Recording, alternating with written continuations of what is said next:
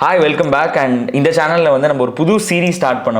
In the series, every week we are going to learn about one chapter from one different book.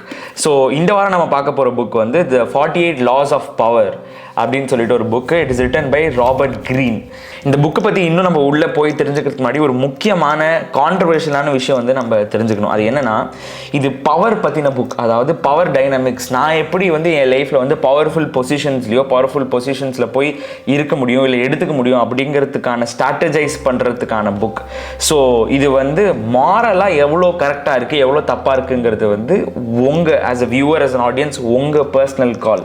So அதை தெரிஞ்சுக்கிட்டு நம்ம இந்த வீடியோக்குள்ளே போவோம். ஏன்னா நிறைய விஷயங்கள் இவர் ஷேர் பண்ணுறது நீங்கள் கண்டிப்பாக யூஸ் பண்ணணும் உங்கள் லைஃப்பில் அப்படின்னு கிடையாது. Sometimes some people can use it against you also. So இது works in both ways. So when you're reading or when you're listening to this video, அந்த பெர்ஸ்பெக்டிவ்ல இந்த புக்கையோ இந்த சாப்டரையோ அப்ரோச் பண்ணுங்க. அப்போ தான் it will help you understand உங்களோட moral compass and moral ground. So let's go to chapter 1, which is never outshine your master. So in the first law, never outshine your master ரொம்ப simple. அதில் என்ன சொல்லுதோ அதுதான் அதோட மீனிங்கும். அது என்னன்னா, உங்களை விட சுப்பீரியரான ஒரு பொசிஷனில் இருக்கிற ஒரு பர்சன் கிட்ட நீங்கள் ஒர்க் பண்ணுறப்பையோ, இல்லை நீங்கள் ஒரு பொசிஷனில் இருக்கிறப்பையோ, ஆஃபீஸில் இல்லை எந்த லெவல் ஆஃப் ஹையரார்க்கியில் இருந்தாலும் உங்களை விட மேலே இருக்கிற இடத்துல இருக்கிறவங்களை என்றைக்குமே அவுட்ஷைன் பண்ண ட்ரை பண்ணாதீங்க அப்படிங்கிறது தான் இந்த லாவே. நிறைய சமயத்தில் என்ன ஆகும்னா, வென் யூ ஆர் யங், நீங்கள் யங்காக இருக்கிறப்போ நீங்கள் ஒரு நிறையா பொசிஷன்ஸ் ஆஃப் ஹைரார்க்கியில் போய் இருப்பீங்க. ஸோ நீங்கள் அப்போ தான் ஸ்டார்ட் அவுட் பண்ணுவீங்க, நிறையா கம்பெனிஸில் போய் வேலை பார்ப்பீங்க, உங்களை விட நிறைய பேர் நிறைய பொசிஷன்ஸ் ஆஃப் பவரில் இருப்பாங்க. ஆனால் இங்கே தான் ஒரு சின்ன ட்விஸ்ட் இருக்குது. அது என்ன ட்விஸ்ட்னா, லாட் ஆஃப் டைம்ஸ் உங்களுக்கு அவங்களோட நிறையா டேலண்ட் இருக்கும், அவங்களோட நிறையா ஸ்கில் இருக்கும், அவங்களோட நிறைய கான்ஃபிடென்ஸ் இருக்கும், அவங்களோட நிறையா தெரிஞ்சிருக்கும். ஆனால் இதில் முக்கியமான விஷயம் அப்படின்னு ராபர்ட் கிரீன் என்ன சொல்கிறாருன்னா, never outshine who is on top of you. இது ஏன்னா நீங்கள் நிறையா காரணங்கள் யோசிக்கலாம். ஆனால் முக்கியமான காரணம் என்னென்னா, ஒருத்தங்க பொசிஷன் ஆஃப் பவர் வரத்துக்கு நிறையா கஷ்டமும் பட்டிருப்பாங்க, நிறையா வேலைகளும் செஞ்சுருப்பாங்க. புதுசாக ஒரு ஆள் அவங்களுக்கு கீழே வேலை பார்க்குறப்போ யூஸ்வலாக 90% ஆஃப் டெண்டன்சி, ஹியூமன் டெண்டன்சி என்னென்னா, இன்செக்யூரிட்டி வந்துடும். அந்த இன்செக்யூரிட்டி என்ன வரும்னா, என்னை விட இந்த பர்சன் நிறையா தெரிஞ்சிருக்கு, என்னை விட இந்த பர்சனுக்கு நிறையா பண்ண முடியுது அப்படின்னு இந்த இன்செக்யூரிட்டி வந்துடும் அவங்களுக்கு. அந்த இன்செக்யூரிட்டி வந்தால் என்ன ஒரு பெரிய பிரச்சனை ஆகும்னா, நீங்கள் ஒரு கஷ்டப்பட்டு ஒரு ஜாபையோ இல்லை ஒரு கஷ்டப்பட்டு ஒரு பொசிஷனுக்கோ நீங்கள் வந்திருந்தீங்க அப்படின்னா, அவங்களோட இன்செக்யூரிட்டினால என்ன ஆகிடும் அப்படின்னா, அவங்க உங்களை ரீப்ளேஸ் பண்ணவோ இல்லை உங்களை அந்த பொசிஷன் ஆஃப் பவர்லேருந்து உங்களை நீக்கவோ அவங்க ட்ரை பண்ணுவாங்க. ஸோ இந்த லாவை அவர் சப்போர்ட் பண்ணுறதுக்கு ஒரு சின்ன கதை சொல்கிறார். அது என்னென்னா, நிக்கலஸ் ஃபூகே அப்படின்னு சொல்லிட்டு ஃப்ரான்ஸில் ஒரு ஃபைனான்ஸ் மினிஸ்டர் இருந்திருக்காரு. அவர் வேலை பார்க்குற அந்த டைமில் அவருக்கு ஒரு கிங் இருந்திருக்காரு. இவர் என்ன ஃபீல் பண்ணியிருந்தாருன்னா, ரீசெண்ட் டைம்ஸில் அந்த டைமில் திடீர்னு அந்த கிங் இவரை ரொம்ப ப்ரிஃபர் பண்ணல, இல்லை இவரோட முன்ன மாதிரி பழகலை அப்படின்னு இவர் ஃபீல் பண்ணிகிட்டே இருந்தார். அதனால he was feeling that he was losing out on the support with the king. அவரோட பழகிறதுல இருக்கிற அந்த ரேப்போவை நிக்கலஸ் ஃபூகே மிஸ் பண்ணிகிட்டே இருக்கிறோம் அப்படிங்கிறது மாதிரி அவர் யோசிச்சார்.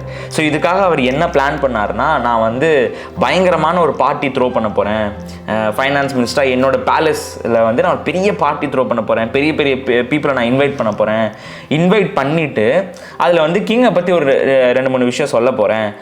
அந்த கிங்கை பற்றி நான் சொல்லிவிட்டு அவருக்கு பெரிய ஒரு பரிசு மாதிரி தரப்போகிறேன். தந்தால் அவர் பழைய மாதிரி என்கிட்ட பேசி பழகி அந்த ரேப்போ பில்ட் ஆகும் அப்படின்னு நினச்சி அவர் ஒரு பெரிய பார்ட்டி த்ரோ பண்ணுறாரு.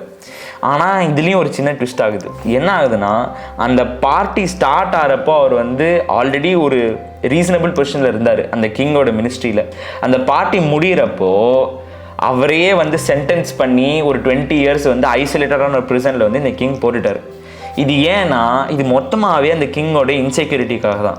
அந்த கிங் என்ன ஃபீல் பண்ணிட்டாருன்னா, என்னால் இந்த மாதிரி ஒரு பார்ட்டி த்ரோ பண்ணவே முடியல, இது வரைக்கும் என்னை விட பயங்கரமான ஒரு பார்ட்டி த்ரோ பண்ண முடிஞ்சுது இந்த ஃபைனான்ஸ் மினிஸ்டரால் அப்படிங்கிற ஒரு இன்செக்யூரிட்டினால நிக்கலஸ் ஃபூகே ஒரு ஐசோலேட்டட் பிரிசனுக்கு இவர் அமைச்சிடுறாரு. அண்ட் நிக்கலஸ் ஃபூகே இருக்கிற பொசிஷனுக்கு அவரை விட லெஸ் இன்டெலிஜென்ட்டாகவும் இன்னும் போரிங்காகவும் அவ்வளோ பயங்கரமாக பார்ட்டி த்ரோ பண்ண அளவுக்கு தெரியாத ஒரு பர்சனை இவர் ஹையர் பண்ணி இல்லை அந்த பொசிஷனில் இவர் வைக்கிறாரு. So that is what happens. அதே கான்ட்ராஸ்டில் இன்னொரு கதை ராபர்ட் கிரீன் என்ன சொல்கிறாருன்னா, நம்ம எல்லாருக்கும் கலீலியோ தெரியும். he was a very famous astronomer who was very interested in learning about planets and the sky and everything else. So அவர் என்ன பண்ணுறாருன்னா அவரோட டைமில் வந்து 1560s 1500s என்ன பண்ணுறாருன்னா அவர் வந்து ஜூபிட்டருக்கு வந்து ஒரு 4 மூன் இருக்குது அப்படின்னு வந்து அவர் டிஸ்கவர் பண்ணுறாரு. ஆனால் அவருக்கு பர்சனல் லைஃப்பில் ஒரு பிரச்சனை இருக்குது. என்ன பிரச்சனைனா அவர் இந்த மாதிரி ஒரு இனோவேட்டர், இந்த மாதிரி ஒரு ஆஸ்ட்ரானமர், இந்த மாதிரி வந்து விஷயங்கள் கண்டுபிடிக்கிற ஆளாக இருக்கிறதுனால அவருக்கு கிஃப்ட்ஸாக தான் நிறையா பேர் வந்து தருவாங்க, கிஃப்ட்ஸாக தான் பரிசு தருவாங்க. இதில் என்ன பிரச்சனைனா அவருக்கு பைசாவோ இல்லை வந்துட்டு ரெகுலர் இன்கம் வந்து இருக்கவே இருக்காது, ஃப்ரீலான்சர் மாதிரி. ஸோ அவருக்கு always he wanted a position in the Kings ministry. ஏதாவது ஒரு பொசிஷன் கிடைச்சா அவருக்கு நல்லா இருக்கும்னு அவர் யோசிச்சுட்டே இருந்தார். அப்புறம் ஒரு பயங்கரமான விஷயம் பண்ணார். என்ன பண்ணாருன்னா அவர் இருந்த டைமில் ஒரு கிங் இருந்திருக்காரு. அந்த கிங்கோட காரனேஷன்னா அந்த கிங் வந்து ஒரு பிரின்ஸ் வந்து கிங் ஆகிற டைம், அதுக்கு வந்து ஒரு விழா மாதிரி வச்சு பண்ணுவாங்க. அந்த டைமில் எக்ஸாக்டாக இந்த ஜூபிட்டரோட மூனை இவர் கண்டுபிடிச்சதையும் அதையும் வந்து டைம் பண்ணி அவர் எப்படி கிங் கிட்ட ப்ரெசென்ட் பண்ணார் அப்படின்னா அந்த 4 மூணும் நம்ம கரெக்டாக இந்த டைமில் கண்டுபிடிச்சிருக்கோம். அந்த 4 மூணும் சிக்னிஃபைஸ் யோர் ஃபேமிலி, உங்கள் 3 பிரதர்ஸையும் உங்களையும் சிக்னிஃபை பண்ணுது அப்படிங்கிற மாதிரி ஒரு கதையை வந்து அவர் ஃபார்ம் பண்ணி அந்த கிங் கிட்ட கொண்டு போய் கொடுத்து இதுதான் நம்ம வந்து கண்டுபிடிச்சிருக்கோம், இது உங்களை சிக்னிஃபை பண்ணுது அப்படின்னு அவரை ப்ரெசென்ட் பண்ணார்.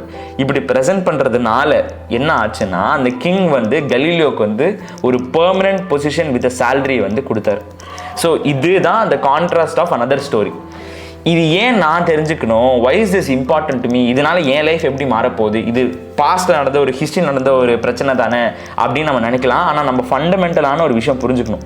நம்ம எவ்வளோ எவால்வ் ஆனாலும், நம்ம எவ்வளோ முன்னேறி போனாலும், எவ்வளோ ப்ரொக்ரெசிவ் ஆனாலும் சில ஹேபிட்ஸு, சில டெண்டன்சிஸ், சில நேச்சர் ஆஃப் ஹியூமன்ஸ் அப்படின்னு இருக்குது.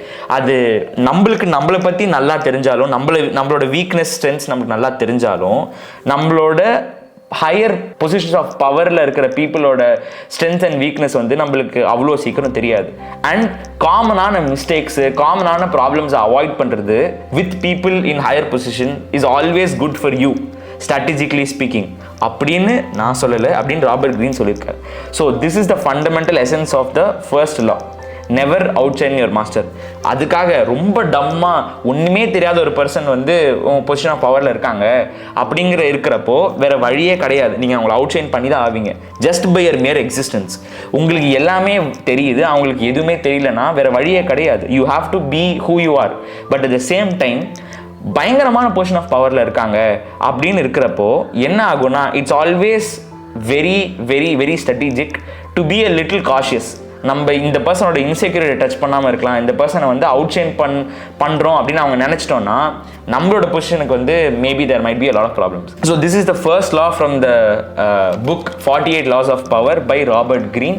இந்த மாதிரி வீடியோ உங்களுக்கு பிடிச்சிருந்தது, இந்த டேக் ஃப்ரம் ராபர்ட் கிரீன் உங்களுக்கு பிடிச்சதுன்னா please comment down what you think and how you feel about what he said and about the stories that I shared. And don't forget to like, share and subscribe. Idu madri next week I'll meet you with another book and another law, and I'll see you then.